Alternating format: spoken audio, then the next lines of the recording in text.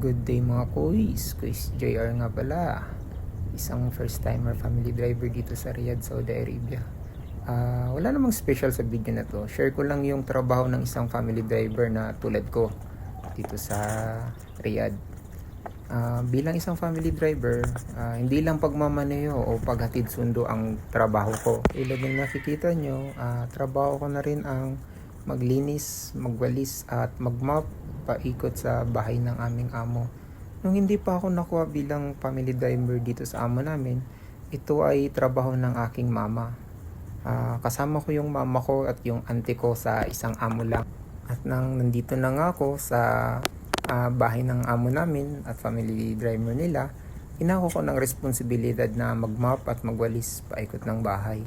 Yung nakaraang family driver kasi nila na Indian nationality ay kung ano lang yun sa kontrata niya, yun lang yung ginagawa niya. Pera na lang daw pag gusto niyang gawin ang maglinis, gagawin niya. Sinusunod niya lang sa kontrata niya. Syempre iba tayong mga Pinoy. Pag alam naman natin kaya natin gawin at hindi natin ikakapahamak, gagawin natin. Kaysa naman susundin ko yung nasa kontrata ko ang magmaneho at maglinis lang ng sasakyan. Tapos pagkatapos doon, nakahilata na lang. Nakakabagot din yun, di ba?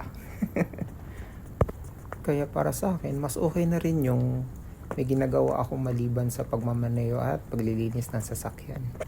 Sa ngayon, magbabasa na naman ako ng garahe dahil mabuhangin sa lugar nila. Ayun. Magbabasa naman ako ng garahe. So, ayun. Position ko muna ang sasakyan. Halos araw-araw ko rin ginagawa talaga ang pagbabasa ng garahe. Kasi nga, minsan, madalas sandstorm, kaya napakakapal ng buhangin sa may garahe. Kaya karamihan dito na mga household workers sa Saudi Arabia, gawain talaga ang magbasa ng garahe. Pagkatapos ng trabaho kong ito, susundo naman ako sa bunsong anak ng amo namin na estudyante. At mag-aantay na rin ng tawag ng sa pang-anak ng amo namin na isang doktora.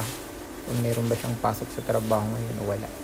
Para sa mga katulad kong mag-a-apply ng family driver dyan sa Pinas o yung flight na papunta dito bilang isang family driver, expected nyo na kung ang bahay ng amo nyo ay malaki at tulad nitong sa amo namin at may kalakihan yung bahay, malaki yung garahe, talagang papalinisin sa inyo yung garahe o labas ng bahay. Nasa sa inyo naman kung magkukusa kayo o susundin nyo yung nasa kontrata nyo na magmaneho at ang maglinis lang ng sasakyan at ang ihatid sundo lang sila. O mga koys, hanggang dito na lang yung share ko ng trabaho ng isang family driver dito sa Saudi Arabia.